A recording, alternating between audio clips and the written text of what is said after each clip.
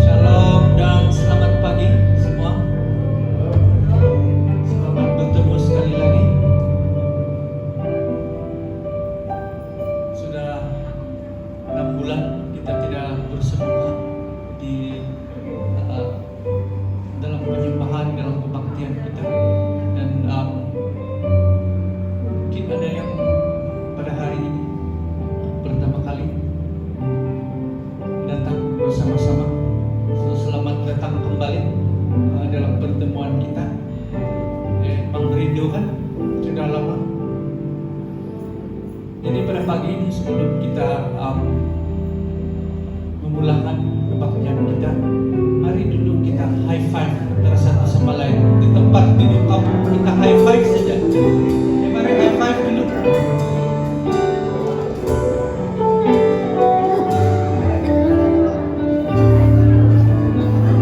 Ini high five macam online kan? Tidak sentuhan.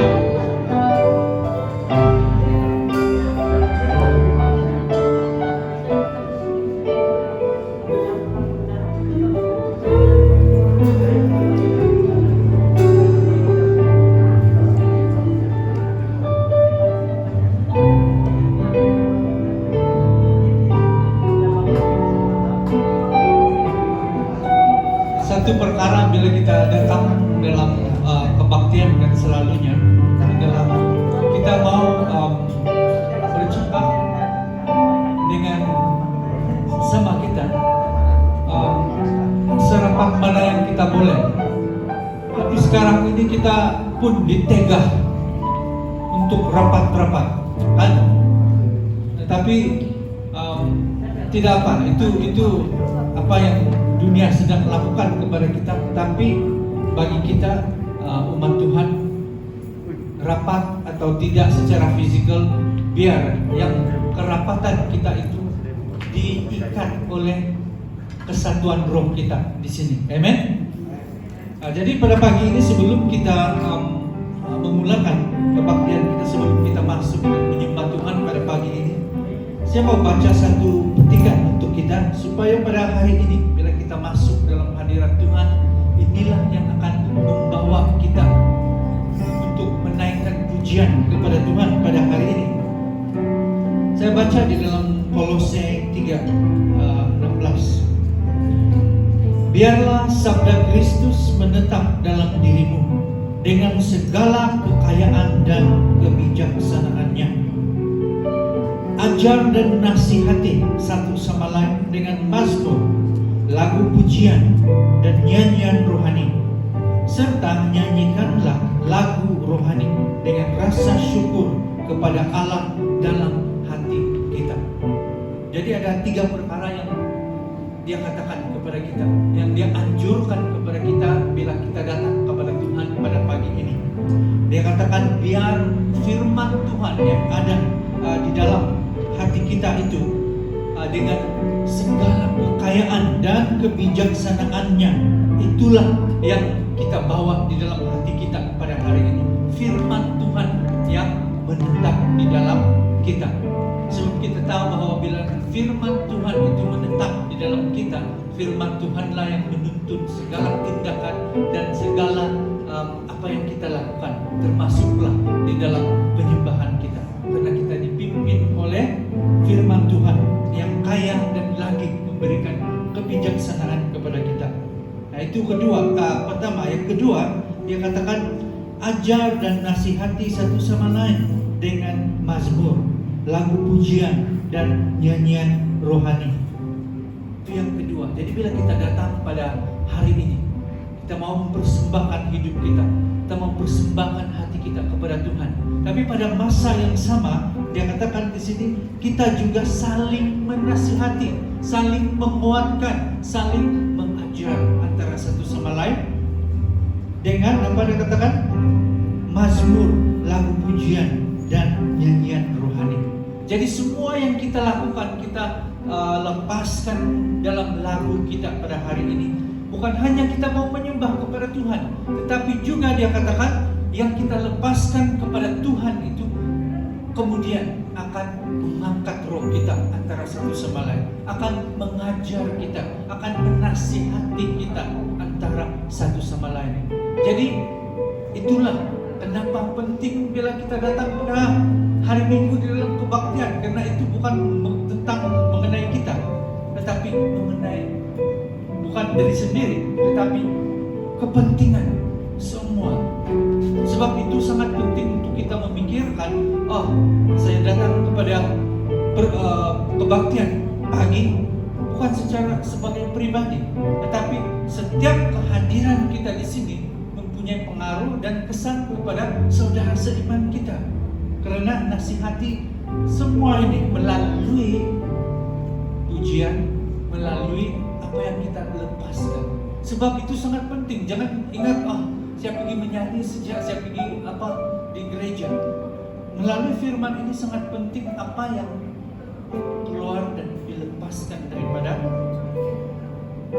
mulut kita melalui pujian dan sembah kita kepada Tuhan. Karena itulah akan menjadi dorongan kepada saya dan kamu. Bila saya mendengar kita sama-sama memuji Tuhan, itu akan membawa apa dia katakan, nasihat, dorongan dan pengajaran.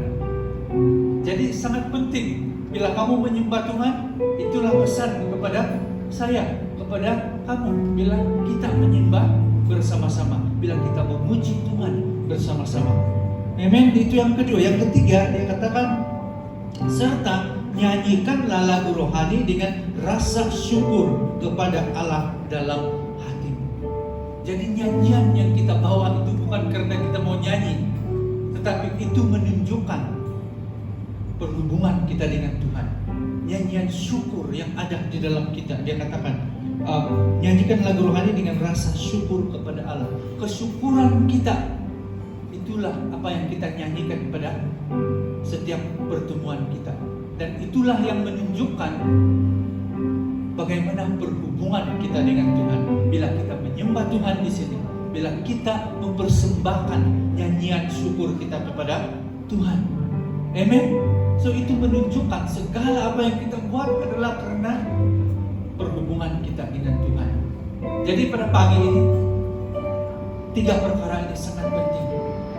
Biar firman Tuhan itu yang membawa kita pada pagi ini. Biar itulah firman yang memberikan kita kebijaksanaan dan memberikan kekayaan. Bukan dari harta dia maksudkan, tapi kekayaan di dalam iman kita, kekayaan di dalam jiwa dan roh kita. Nah, yang kedua sangat penting. Jangan ingat kita ada di sini dan nyanyi-nyanyi saja begitu. Karena kehadiran kita sangat penting bersama-sama memberikan dorongan nasihat antara satu sama lain dengan pujian yang kita angkat kepada Tuhan. Itulah yang memberi kesan dan pengaruh kepada antara satu sama lain. Sebab itu penting bila kita menyembah Tuhan. Saya tidak boleh katakan ini 1 kali, 2 kali. Sebab karena sangat penting bila kita bersama-sama. So ingat itu. Mungkin kadang-kadang kita mempunyai pikiran yang kalau saya mau pergi gereja apa juga, kita tidak memikirkan bahwa kehadiran kita itu memberi kesan kepada kita. Tetapi firman ini sangat jelas katakan kehadiran kita di sini memberi dorongan kepada sesama kita. Sebab itu sangat penting. Pada hari ini kehadiran kamu di sini sangat penting, sangat berharga, sangat bernilai untuk persekutuan roh kita di sini. Amen. So sangat mendorong untuk hanya melihat kehadiran saja pun sudah menjadi dorongan. Karena kenapa? Karena firman Tuhan ini katakan kehadiran kita bersama-sama membawa nasihat, dorongan dan pengajaran kepada kita. So jangan lupa ini supaya kita tahu kita berada di sini bukan karena kita, tetapi kita mau datang kepada Tuhan dan juga untuk keluarga kita di sini. Dan ketiga itu, kita mengangkat kesyukuran kepada Tuhan, karena inilah tanda berhubungan kita dengan Tuhan, memberikan kesyukuran kepada Tuhan. Amen. So dengan itu firman pada pagi ini, mari kita datang kepada Tuhan dengan 3 perkara ini, dengan 3 sikap seperti ini yang telah dikatakan oleh firman Tuhan ini. Mari kita datang kepada Tuhan, mari kita serahkan pikiran kita, mari serahkan segala apa yang mencabar di dalam kehidupan kita sepanjang minggu ini. Mungkin mengikuti kita di dalam hidup kita, apapun yang kita bawa pada pagi ini, kita serahkan semua itu di dalam tangan Tuhan. Mungkin perkara yang tiada penyelesaian bagi kita sendiri, tetapi Tuhan ada penyelesaian bagi kita. Sebab itulah kita datang pada hari ini dan kita mau mendengar daripada Bapa kita. Mari kita datang kepada Tuhan, berbicara kepada Tuhan. Apa yang berat bagimu pada pagi ini, serahkan semua di hadapan Tuhan. Biar kita masuk dalam hadirat Tuhan, dan biar Tuhan memberi penghiburan, biar Tuhan memberi pelayanan kepada kita pada pagi ini, sambil kita menaikkan roh kita kepada Tuhan. Mari kita datang kepada Tuhan. Haleluya. Bapa, saat ini kami datang di hadapan Engkau. Kami bersyukur Tuhan karena Engkau adalah Bapa kami. Kami bersyukur Tuhan karena Engkau telah mengangkat kami sebagai anak Engkau. Pagi ini Tuhan kami datang sebagai anak Engkau, berada di rumah Bapa, berada di keluarga Engkau pada pagi ini. Kami tahu Tuhan, bila kami berada di hadapan Engkau, bila kami berada di dalam keluarga Engkau, kami tahu Tuhan kami berada di tempat yang betul dan tepat pada pagi ini. Oleh itu Tuhan, kami angkat hidup kami dalam tangan Engkau. Kami angkat roh kami Tuhan pada pagi ini. Biar Tuhan, kami sadar bahwa kehadiran kami di sini penting untuk sesama kami, penting untuk saudara seiman kami Tuhan. Sambil kami menaikkan pujian sembah kami kepada Engkau, biarlah itulah yang mengangkat di antara satu sama lain di tempat ini. Bapa, kami jemput roh Engkau di tengah-tengah kami pada pagi ini. Lakukan pekerjaan Engkau di tengah-tengah kami. Engkau menjamah setiap hati, Engkau menjamah setiap hidup pada pagi ini dengan urapan Engkau, dengan hadirat Engkau Tuhan. Setiap perkara yang terjadi ya Tuhan, Engkau mampu melakukan sesuatu bagi kami.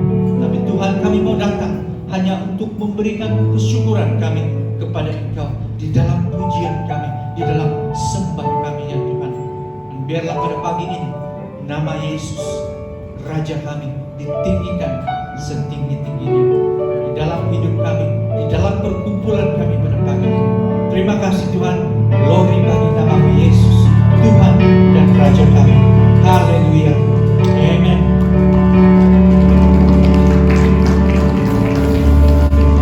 Shalom dan selamat pagi semua. Mari kita semua berdiri. Saya jemput untuk kita semua bangkit berdiri, dan seperti apa yang Bapak Pastor katakan, mari kita praise the Lord dan muliakan namanya pada pagi ini. Amen.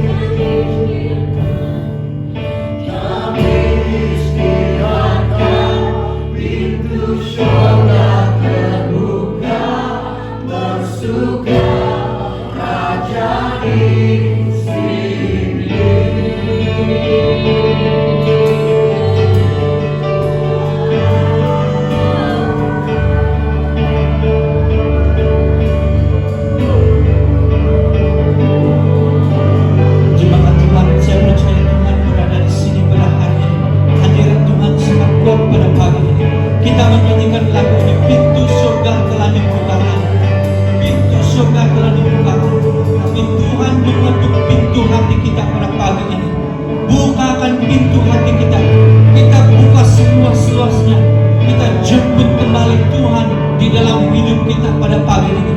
Mari kita pada saat ini sambil kita menyembah, sambil kita menyanyikan lagu ini, buka seluas-luasnya pintu hati kita kepada Tuhan pada pagi ini. Tuhan sedang mengetuk dalam pintu hati kita. Tuhan sedang berbicara kepada roh kita pada pagi ini. Tuhan sudah membuka pintu surga. Adakah kita mau membuka pintu hati kita pada pagi ini? Tuhan berada di sini. Hadirat Tuhan ada di tempat ini, menunggu untuk masuk dalam hidup kita. Mari kita datang, mari kita buka hati kita. Biar Tuhan kembali masuk dalam hidup kita. Mari kita sambil kita menyembah Tuhan dan lagu ini, buka pintu hati kita, mengalir di dalam sungai kehidupan Tuhan. Sungai Tuhan mengalir pada saat ini, mengalir dengan roh Tuhan pada saat ini. Oh haleluya Tuhan, haleluya, haleluya.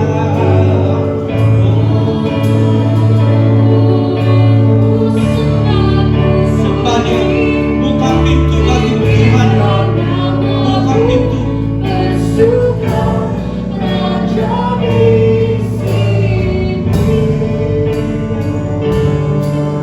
Kami istirahatkan pintu surga.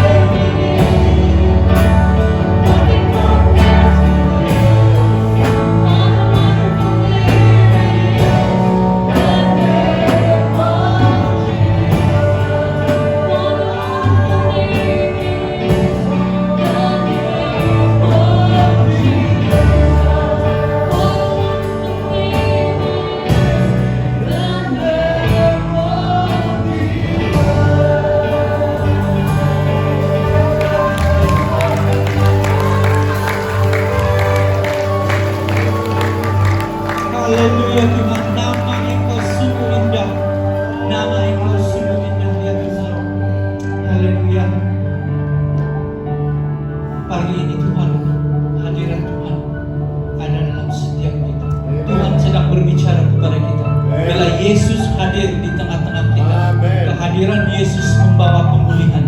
Siapa yang memerlukan kesembuhan saat ini, terima kesembuhan kamu, terima pemulihan kamu, terima saat ini kekuatan yang daripada Tuhan. Siapa yang memerlukan hikmat pada saat ini, di dalam nama Yesus terima semua hikmat. Di dalam nama Yesus siapa yang memerlukan kesembuhan saat ini, di dalam nama Yesus disembuhkanlah dari setiap sakit penyakit. Di dalam nama Yesus saya usir, saya tentang di dalam nama Yesus setiap sakit penyakit. Haleluya, di dalam nama Yesus setiap sakit penyakit harus pergi di dalam nama Yesus. Terima kesembuhan pada saat ini. Karena di mana Yesus berada, di mana hadirat Yesus berada, kesembuhan, kekuatan akan mengalir. Pada saat ini terima. Jika kamu memerlukan hikmat, terima daripada Tuhan. Jika kamu perlu pemulihan di dalam kesehatan, di dalam fisikal, di dalam keluarga, di dalam perhubungan, di dalam nama Yesus, terima pemulihan daripada Tuhan. Terima pemulihan. Haleluya. Tuhan Yesus berjanji kepada kita, bila kita beribadah kepada Dia, janji Tuhan adalah Dia akan sembuhkan kita di dalam roh dan di dalam fisikal. Dan kita boleh pegang kepada janji ini karena Dia yang berjanji adalah setia. Tuhan kita setia, Yesus setia. Peganglah janji Tuhan. Pada pagi ini kita telah menerima kembali Tuhan. Kita telah mengalu-alukan Tuhan kembali dalam hidup kita pada pagi ini. Kita telah membuka pintu. Saat ini Tuhan, saya lepaskan berkat Engkau, fisikal dan rohani, dalam setiap anak-anak-Mu, di dalam keluarga Maranatha ini Tuhan. Kami berseru kepada Engkau sebagai Bapa kami. Lepaskan Tuhan, lepaskan saat ini the blessing of the Father, the blessing of the Father, the blessing of the Father. Lepaskan Tuhan berkat Bapa itu ke dalam keluarga ini, ke dalam anak-anak di tempat ini. Terima kasih Tuhan. Semua ini kami doakan, kami minta hanya di dalam nama Tuhan Yesus. Amen. Amen. Haleluya. Amen. Haleluya.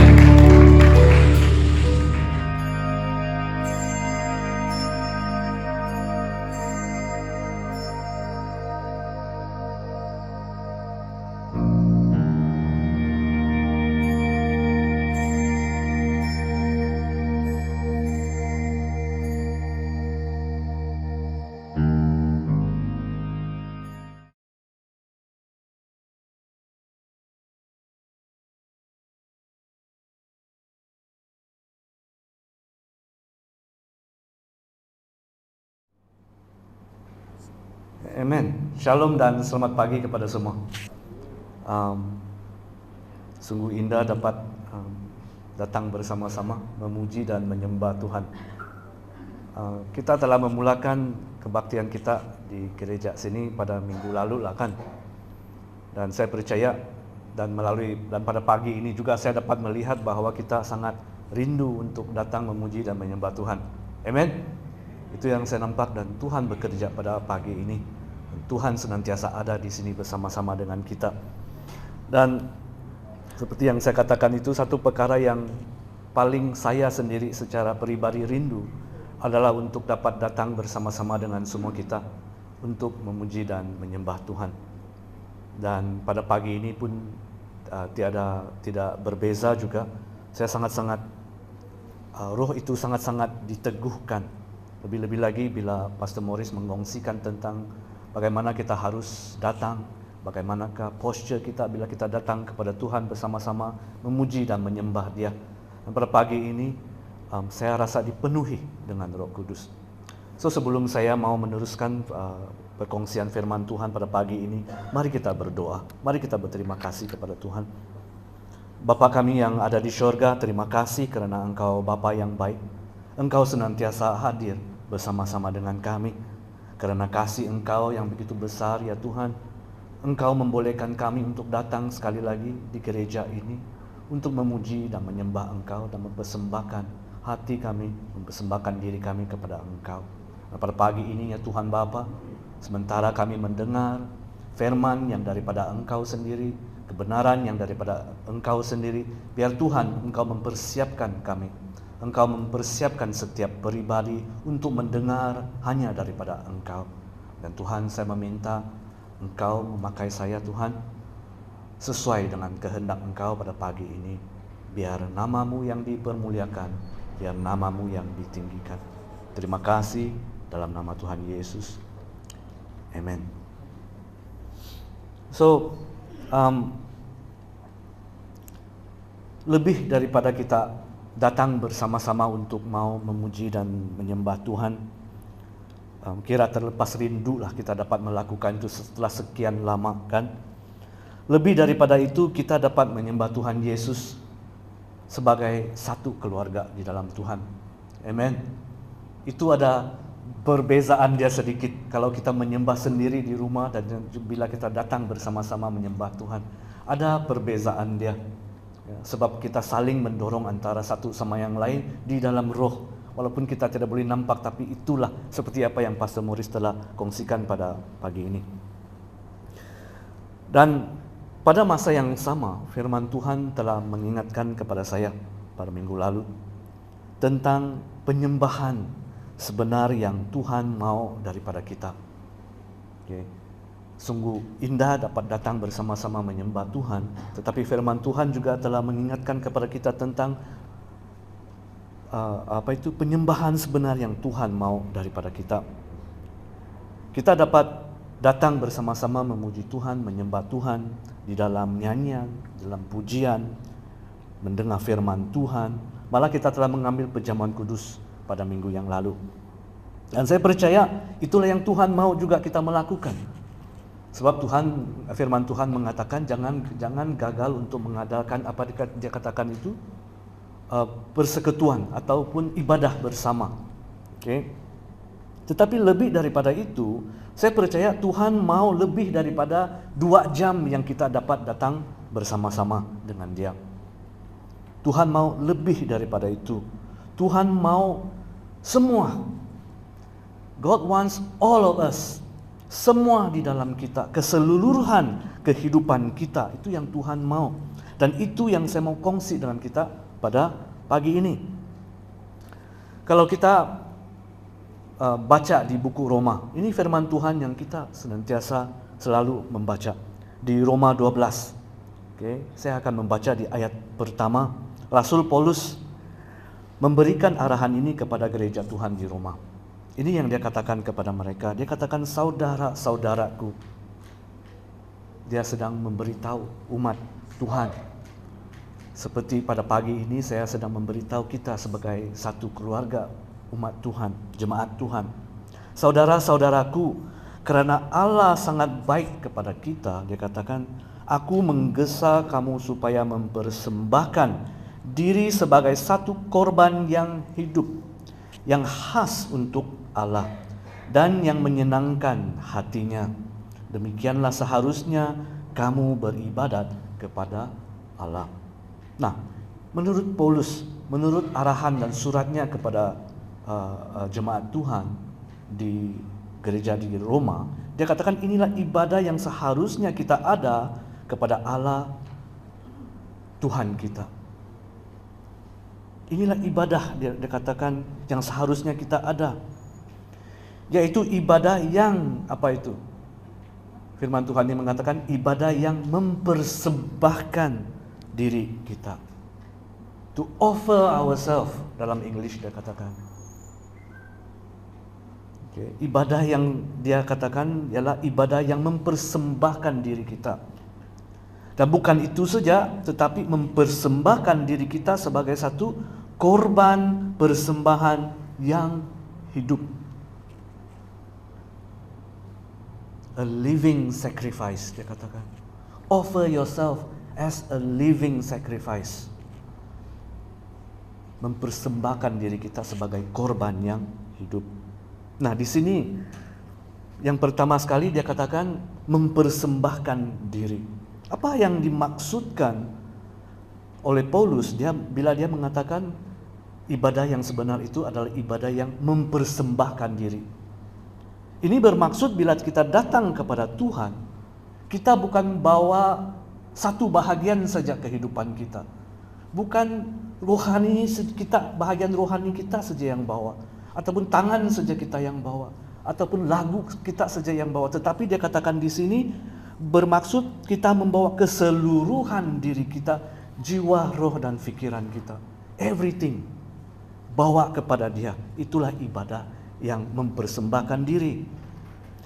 Ibadah yang mempersembahkan diri bermaksud fokus dan berharap sepenuhnya kepada Tuhan. Itulah keseluruhan. Okay? Nah, walaupun kita membawa berbagai beban, saya percaya, saya faham dan saya tahu, kita membawa berbagai permasalahan di dalam diri kita bila kita datang kepada Tuhan. Tuhan terlebih dahulu maukan apa tahu? Dia maukan hati kita.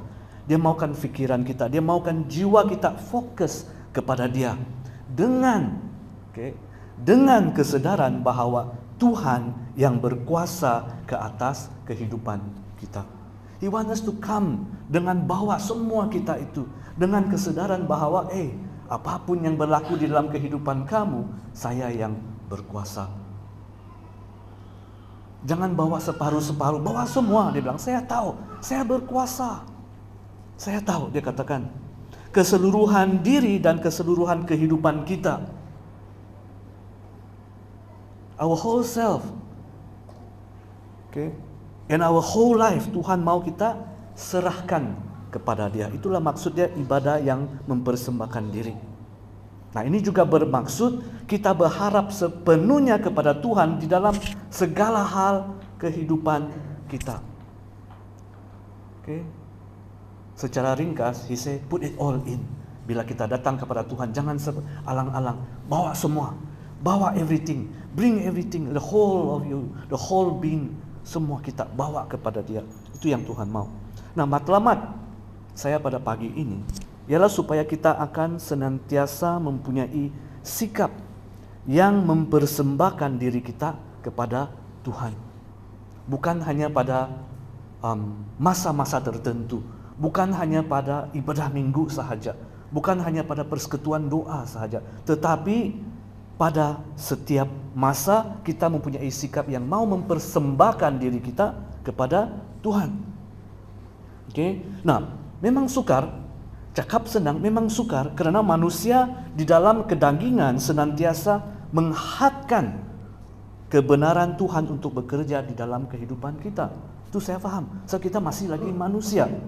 Nah, kadang-kadang agak sukar untuk kita mau memahami kenapa kita harus mempersembahkan diri kita kepada Tuhan.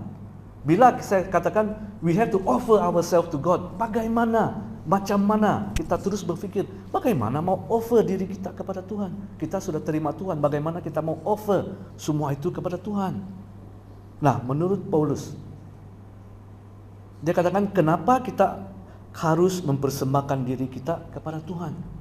Apakah, ataupun dalam perkataan lain, kenapa Tuhan layak untuk mendapatkan keseluruhan hidup kita? Kenapa Tuhan layak untuk mendapatkan persembahan keseluruhan diri kita? Nah, ini dia jawab di dalam ayat yang pertama di Roma 12 ayat 1 tadi. Dia katakan apa?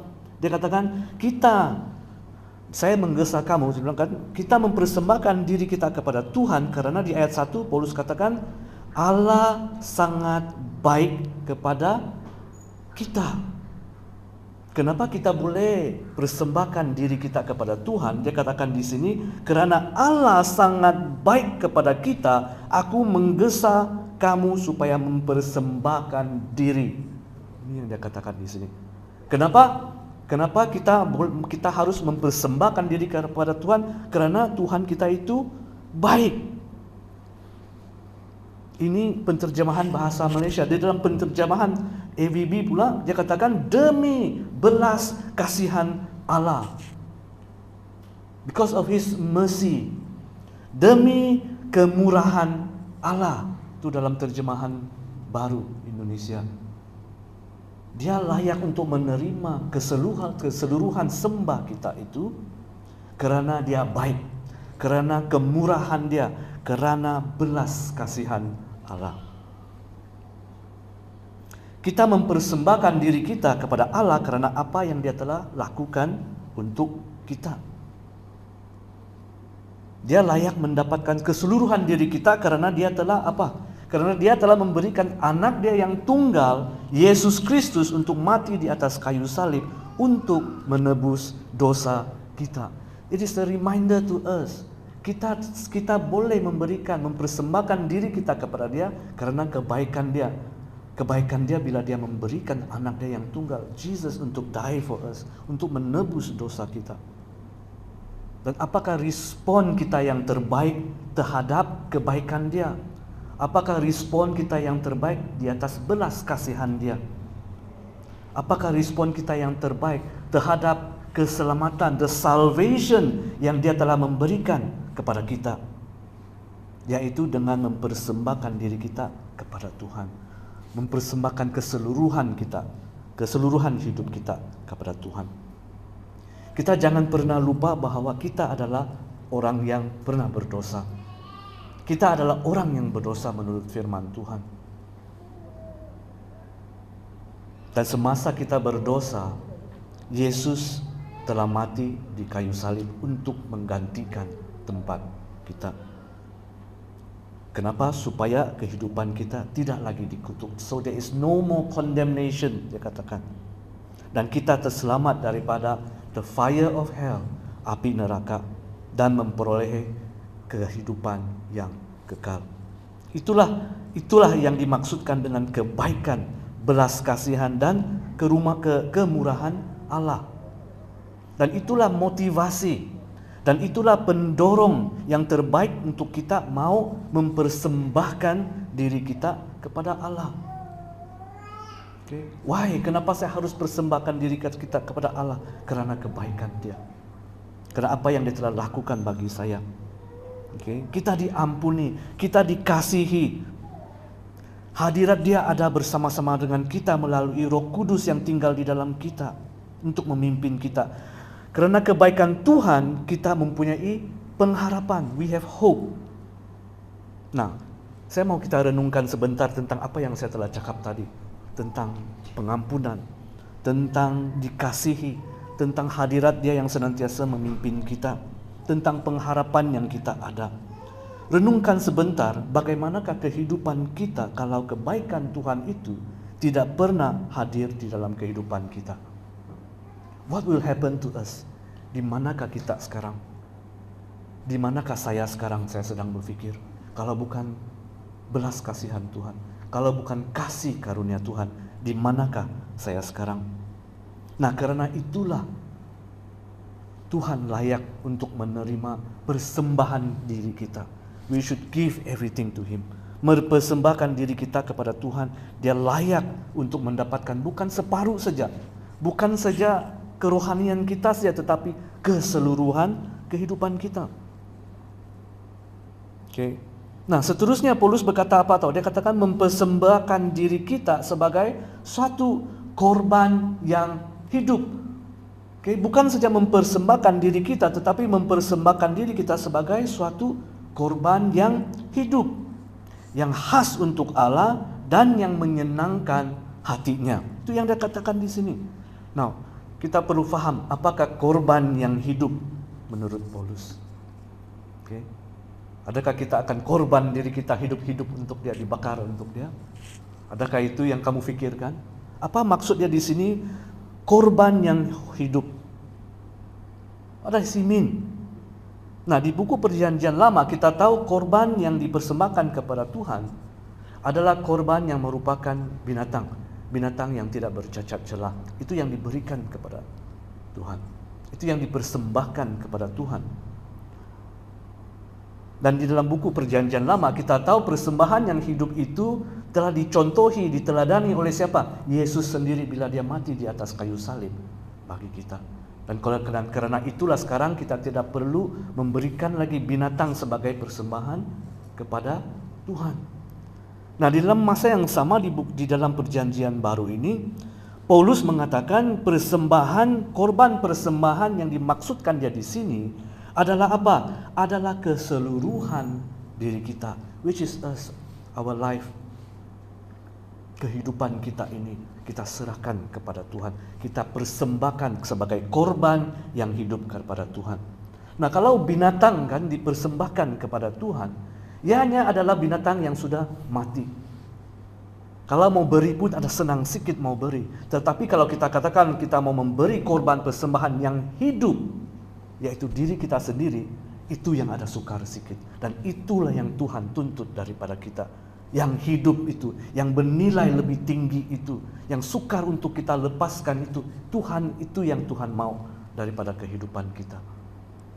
Itulah maksudnya di sini sebagai korban yang hidup. Kita sendiri yang lebih sukar untuk kita mau berikan kepada Tuhan. Itulah yang Tuhan mau. Nah, bagaimana menjadi korban yang hidup? Oke, bagaimana menjadi korban yang hidup? Consecration, kamu pernah dengarkan nih consecration ini? Consecrate. Consecrate ini bermaksud kita asingkan keseluruhan diri kita, keseluruhan kehidupan kita hanya kepada satu-satunya Tuhan. Pengasingan diri kita hanya kepada Tuhan. Itulah cara kita menjadi korban yang hidup.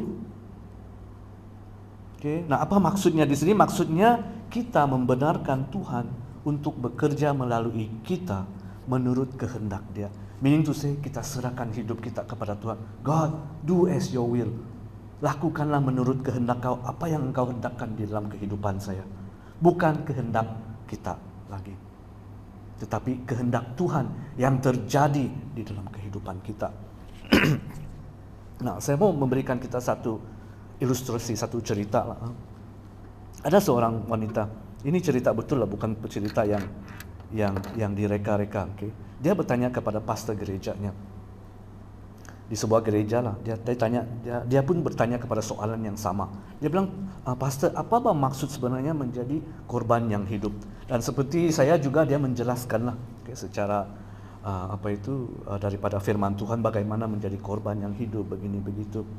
Okay. Dan lepas itu dia nampak macam wanita itu masih tidak berapa paham. Jadi dia teringat seorang hamba Tuhan.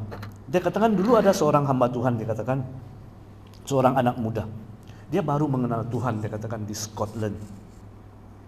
Dia baru kenal Tuhan, okay? Dan dalam satu perjumpaan gereja ada satu perjumpaan untuk mengumpulkan dana untuk mau membuat misi ke Afrika. Dan apa yang berlaku di sana ialah semasa usher sedang mengedarkan, bukan beg kutipan di masa itu adalah dia orang pakai dulang, okay? Talam dulang lah. Mereka kasih edarkan kepada mereka untuk supaya mereka dapat mengumpul dana untuk mereka gunakan untuk menghantar misioneri ke Afrika. Dan sampai kepada giliran anak muda itu, dia tengok usher itu. Dia pegang poket dia, tiada duit. Dia katakan, boleh kau kasih simpan itu dulang di atas lantai? Dia bilang, oh kenapa? Kau simpan saya, dia bilang. Dia simpanlah itu dulang di lantai. Apa yang dia buat? Dia buka kasut dia naik di atas dulang itu. Okay, dia naik di atas dulang itu. Asyas itu hairan. Dia bilang, apa yang kau sedang buat ini? Dia katakan, saya bukan apa, dia bilang. Saya tiada duit, tiada harta, tetapi apa yang saya ada adalah saya. Saya mau serahkan, saya mau mempersembahkan diri saya. I want to offer myself to God untuk pekerjaan dia. Itu yang dia katakan kepada Asyus itu. Orang itu telah menawarkan dirinya untuk pekerjaan Tuhan. Dan akhirnya dia telah menjadi seorang missionary ke Afrika yang terkenal. Dia juga adalah seorang yang banyak menterjemah bahan-bahan rohani untuk kebaikan orang-orang di Afrika. Okay, kalau kamu mau tahu nama dia Robert Moffat, kamu boleh cari sendirilah siapa dia. Okay, so kesimpulannya, pastor itu jawab wanita yang bertanya, apa maksud sebenarnya menjadi korban yang hidup? Dia katakan, kau nampak ini kertas putih, dia bilang. Bermaksud kalau mau menjadi korban yang hidup, seperti juga apa yang dilakukan oleh pemuda itu. Dia katakan, kamu ambil itu kertas putih, kamu sign saja di bawah dia, Lepas itu kamu serahkan kepada Tuhan. Tuhan, kau isilah apa yang kamu isi di sana. Saya akan lakukan sahaja, dia katakan. Nah, itulah ilustrasi dia dikatakan bagaimana kita mau menjadi korban yang hidup, yaitu kita menyerahkan kehidupan kita, keseluruhan kehidupan kita kepada Tuhan, for God, untuk kebaikan, untuk kemuliaan Tuhan, dan untuk kehendak Tuhan sendiri, bukan kehendak manusia. Itu yang dia katakan di sini. Dan itulah juga yang Paulus inginkan untuk gereja Tuhan di Roma. Dia mau gereja Tuhan di Roma menjadi gereja yang mengasingkan diri mereka untuk melakukan kehendak Tuhan. Dan pada hari ini, itulah juga yang Tuhan inginkan di dalam kehidupan kita sebagai korban yang hidup bagi Dia. No more mengatakan yang kehidupan kita yang ini adalah kepunyaan saya. Tidak, Tuhan mau keseluruhannya. Dan bila kita datang kepada Tuhan, we bring everything to Him. Bukan separuh-separuh, not partial commitment. Okay. Nah, seterusnya di ayat yang kedua Paulus berkata apa? Dia katakan, janganlah ikut kebiasaan dunia. Roma 12 ayat 2. Okay. Selepas dia mengatakan persembahkan diri sebagai korban yang hidup, dia katakan, janganlah ikut kebiasaan dunia, tetapi biarlah Allah memperbaharui cara kamu berfikir, sehingga kamu dapat mengetahui kehendak Allah, yaitu apa yang baik dan apa yang menyenangkan hatinya, serta yang sempurna. Nah, di sini Paulus berkata untuk mempersembahkan diri sebagai korban yang hidup untuk Tuhan. Dia katakan perlu ada komitmen kita. Perlu ada komitmen. Komitmen untuk membenarkan Tuhan, mengubah dan memperbaharui cara kita berfikir. Dia katakan di sini. Kamu mau persembahkan diri kita kepada Tuhan, kenapa kita merasa susah? Dan bila kita bilang, ya kita mau mempersembahkan diri kita sebagai korban yang hidup kepada Tuhan, dia katakan, kamu perlu ubah pikiran kamu. Kamu perlu Tuhan untuk mengubah dan memperbaharui cara kamu berfikir, dia katakan di sini. Nah, arahan Paulus di sini bermaksud jangan membenarkan dunia ini membentuk, to mold our thinking. Dia tidak mau dunia ini yang menjadi cara kita berfikir.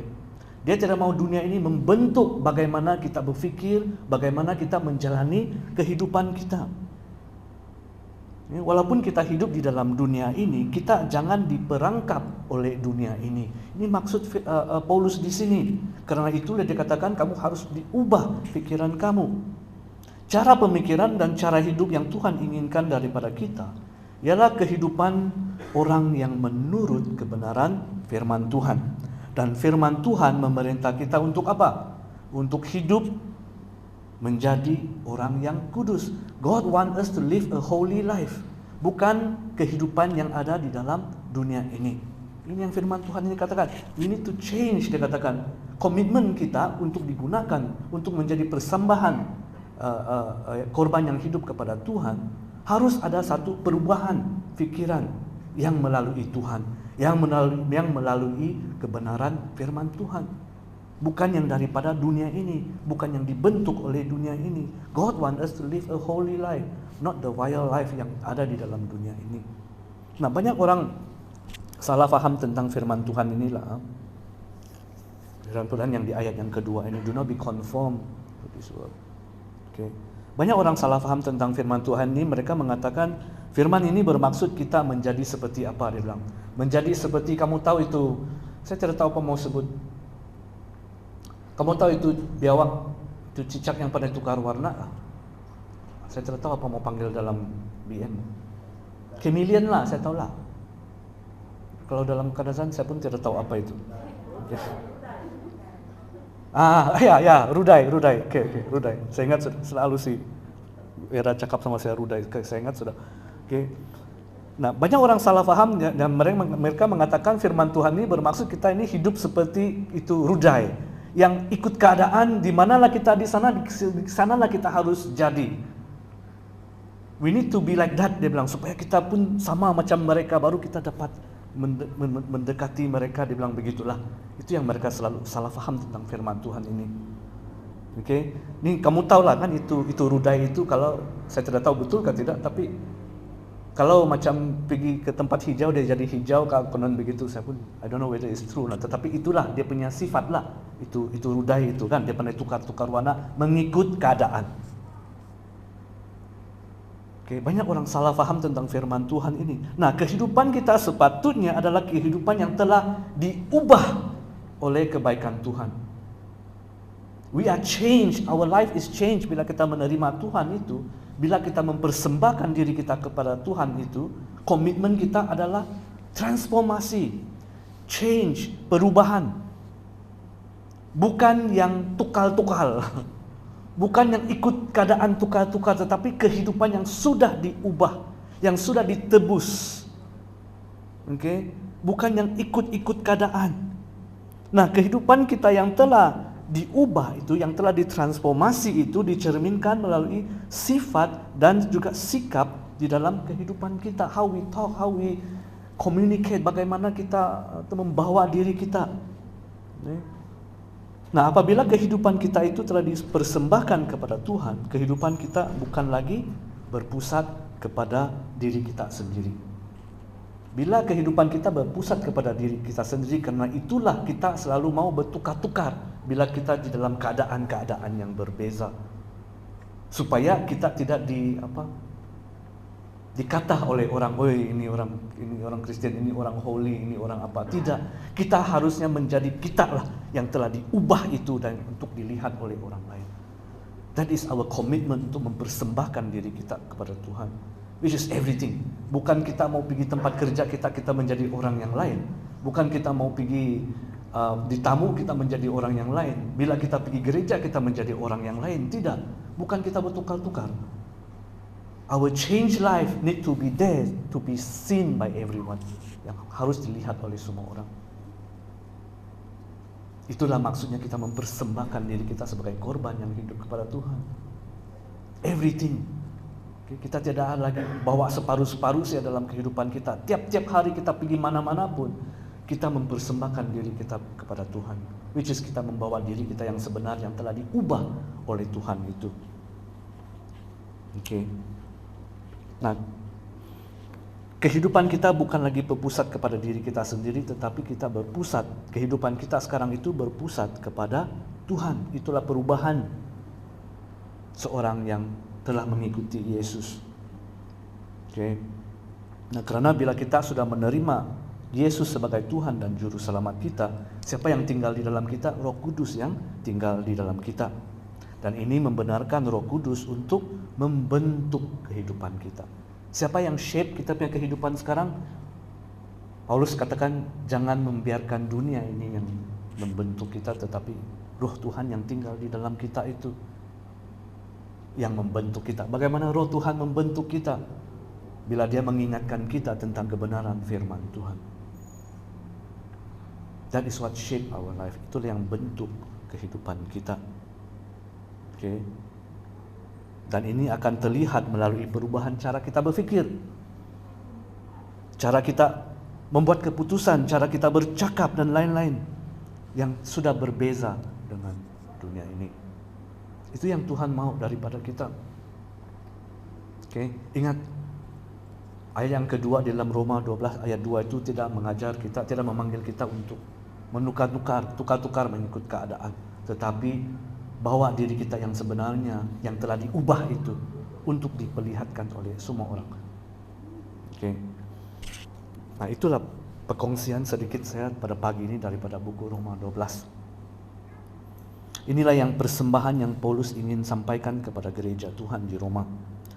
Penyembahan yang memerlukan seseorang memberikan semua keseluruhan hidup mereka kepada Tuhan. Nah, pada hari ini juga Yesus juga menuntut ini daripada kita. Kita yang kita katakan mengikut Dia.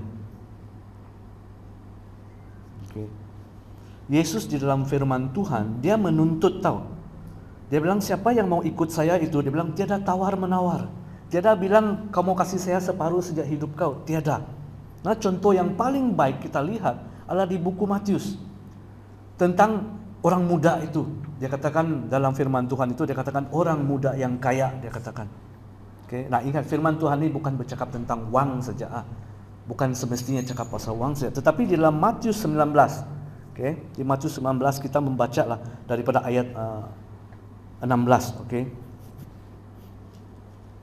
Yesus tidak mau yang ada tawar-menawar untuk mau ikut dia. Di Matius 19, saya bermula pada ayat 16. Pada suatu hari, seorang pemuda datang berjumpa Yesus. Lalu dia bertanya, "Guru," dia katakan, "apakah perbuatan baik yang harus aku lakukan untuk mendapat kehidupan kekal?"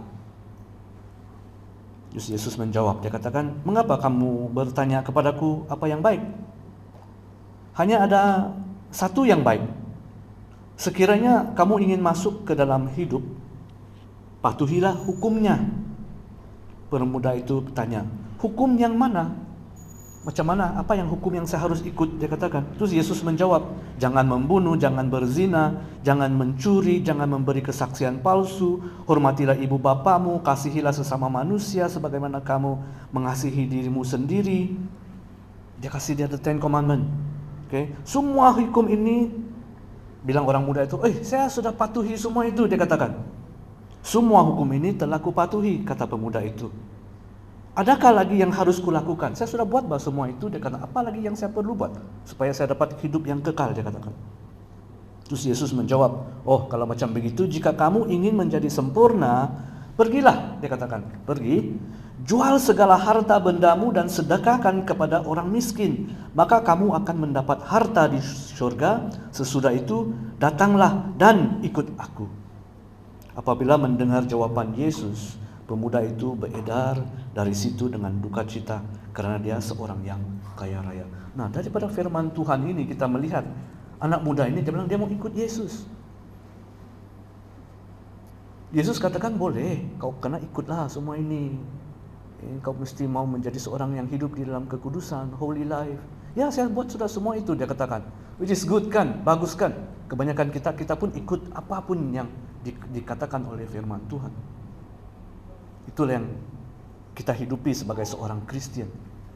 Tetapi bila orang muda itu tanya, jadi apa lagi yang saya harus buat? Bila Yesus katakan, kalau macam begitu, begini, kau jual semua harta kau, dia bilang, kau kasih orang miskin, barulah kau lepas kau ikut saya, dia bilang. Wah, orang muda itu terfikir, macam mana? Saya punya duit semua, saya mau kasih sama orang. Baru saya dapat ikut dia. Dia kecewa lah. Dia lari, dia jalan daripada tempat itu. Dia merasa kecewa karena dia tidak dapat melakukan itu. Nah, firman Tuhan ini bukan bercakap pasal duit tau. Dia bercakap pasal komitmen kita. Berapa yang kita harus, yang kita sanggup korbankan untuk Yesus. How much are we willing? Berapa banyak yang kita mau mempersembahkan kepada Tuhan. Bukan saja kepatuhan ataupun ketaatan kita di dalam 10 hukum, tetapi keseluruhan diri kita, everything in our life. Dia katakan, I want everything. Okay? Saya tidak menyuruh kita untuk menjual harta kita untuk ikut Tuhan, tetapi apa yang dia cakap di sini adalah tentang komitmen kita kepada Tuhan. Tuhan tidak mau komitmen yang separuh-separuh, not partial commitment. Tiada tawar-menawar. Kalau mau ikut Yesus, dia katakan, persembahkanlah diri kita sebagai korban yang hidup, yang sepenuhnya. Semua, dia katakan, bukan separuh-separuh. No, there are times yang kita susah mau memberikan semua kepada Tuhan. There are times yang kita susah mau, kadang-kadang manusia lah kan, kita masih berpegang kepada apa yang ada di dunia ini, bang. Okay? Kita masih manusia lah, kita susah mau lepaskan. But inilah yang Tuhan Yesus sendiri cakap kepada kita, I want everything. Saya tidak mau separuh-separuh, I want everything, dia katakan.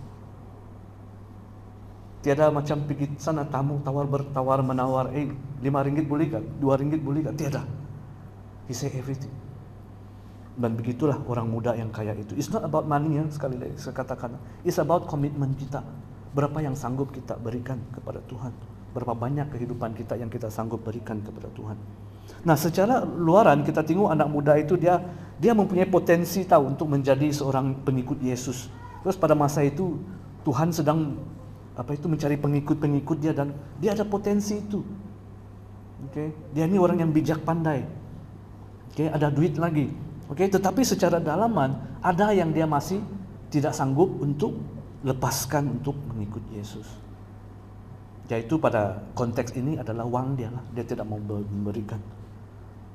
Dan Jesus dan Yesus tidak ada kompromi dalam perkara itu. Kalau macam begitu, macam mana dia bilang? Okay. Dan Yesus tidak mau komitmen dia yang separuh hati. Yesus mau kita memberikan keseluruhan diri dan juga kehidupan kita. Nah, saya harap melalui firman Tuhan pada pagi ini, kita senantiasa diingatkan bahwa Tuhan mau kita menyerahkan, mempersembahkan hidup kita kepada Dia tanpa apa-apa syarat. Seperti kertas kosong dalam ilustrasi saya tadi itu. Kita sign saja di bawah, kita serahkan kepada Tuhan. God, Your will be done. Kehendak Engkau terjadilah. Okay. Karena melalui itu hidup kita akan benar-benar diubah. If we want to see our life change, kalau kita benar-benar mau lihat hidup kita diubah, kita perlu persembahkan semua itu kepada Tuhan. Dan bila kita melakukan itu, kita akan melihat Tuhan akan menggunakan kita sebagai saluran berkat Dia.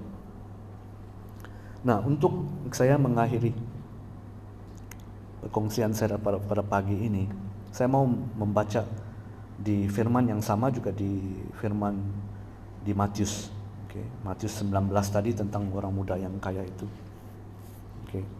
Pada masa itu pengikut Yesus, bila mereka mendapat tahu bahwa wah punya susah juga mau ikut Yesus nih, punya susah mau dapat kehidupan yang kekal ini, dia katakan. Okay. Dan mereka tanyalah susulan daripada apa yang terjadi kepada anak muda kaya itu. Petrus menjawab, dia katakan, kami telah meninggalkan segala-galanya untuk mengikut-Mu. Okay. Dia katakan kepada Yesus, ya Yesus, kami yang telah menyerahkan semuanya untuk Kau. Okay. Sebab pengikut-pengikut dia, bila dia tinggalkan apa yang dia sedang lakukan, ikut saya, mereka ikut saja. Mereka tinggalkan semuanya untuk ikut dia. Okay. Petrus tanya lagi lah, dia bilang, apalah yang kami akan terima? Kan? Bila kita tawarkan diri kita, bila kita memberikan kehidupan kita, bila kita memberikan keseluruhan kehidupan kita kepada Tuhan, pasti kita tanyakan, apa yang saya dapat? Kan? Siapa juga tidak mau tahu apa yang saya dapat, mesti kita mau tahu apa yang saya dapat. Nah, Yesus berkata kepada mereka, dia katakan, sesungguhnya aku berkata kepadamu, ketika anak manusia duduk di atas taktanya yang mulia dalam dunia baru. Okay, dia katakan sekarang ini tentang the new earth lah. Okay, bila kedatangan dia nanti, kamu muridku juga akan bertakhta menghakimi 12 suku Israel. Setiap orang yang telah meninggalkan rumah atau saudara lelaki, saudara perempuan, ibu bapa, anak-anak atau ladang kerana namaku akan menerima 100 kali ganda apa yang ditinggalkannya dan akan memperoleh hidup kekal. Tetapi ramai orang yang terdahulu akan menjadi terakhir dan yang terakhir akan menjadi yang terdahulu. Ini janji Tuhan kepada kita yang memberikan komitmen kita yang 100%, yang memberikan keseluruhan hidup kita kepada Dia.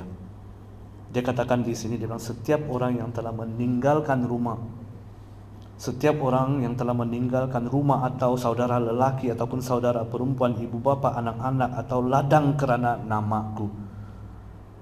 Firman Tuhan di sebelah yang ini mengatakan apa tahu? Dia bercakap tentang komitmen kita juga. Dalam masa yang sama konteks dia adalah cakap tentang komitmen kita. Sanggupkah kita tinggalkan semua untuk Dia? Ataupun kita masih mau berpegang kepada apa yang kita miliki sekarang itu?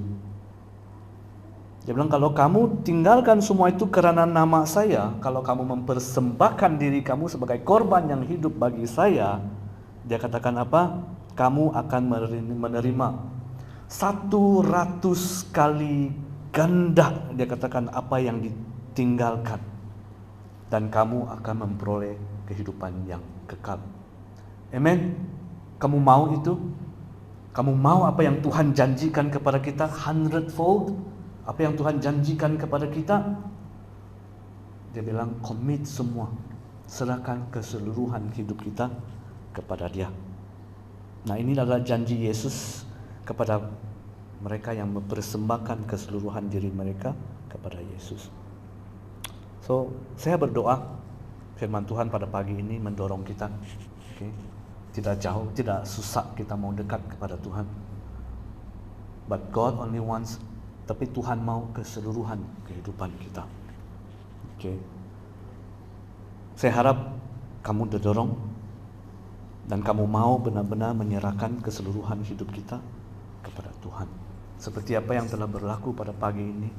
Setiap kali sebelum saya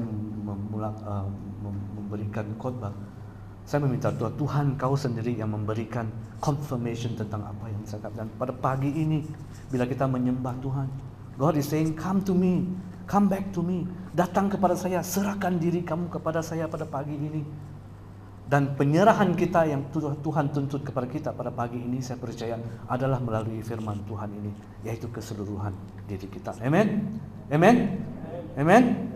Kalau sampai di sini saja perkongsian saya pada pagi ini. Tuhan memberkati kita semua. Mari kita berdoa sebelum kita bersurai pada pagi ini. Haleluya. Bapa kami yang ada di surga, terima kasih kerana melalui firman Engkau ya Tuhan Bapa, kehidupan kami semakin hari semakin berubah sesuai dengan kehendak Engkau. Dan pada pagi ini ya Tuhan Bapa, Engkau menyeru kami untuk mempersembahkan diri kami, keseluruhan kehidupan kami, untuk menjadi korban yang hidup untuk Engkau ya Tuhan Bapa. Kami mengaku ya Tuhan Bapa, sukar, tetapi Tuhan kami mau melakukan ini karena Engkau layak, karena kebaikan Engkau, karena belas kasihan Engkau. Tuhan, kami mau menyerahkan segalanya kehidupan kami kepada Engkau. Dan pada pagi ini ya Tuhan Bapa, biarlah firman Tuhan yang telah kami dengar ini ya Tuhan Bapa tidak akan kembali sia-sia di dalam kehidupan kami. Malah Tuhan, Dia akan menjadikan kami seorang yang makin mendekati Engkau, yang makin mau mengenali Engkau, yang makin menjadi orang yang mempersembahkan kehidupan, keseluruhan hidup kami kepada Engkau ya Tuhan Bapa. Ajar kami ya Tuhan Bapa, jangan untuk menyerahkan keseluruhan kehidupan kami.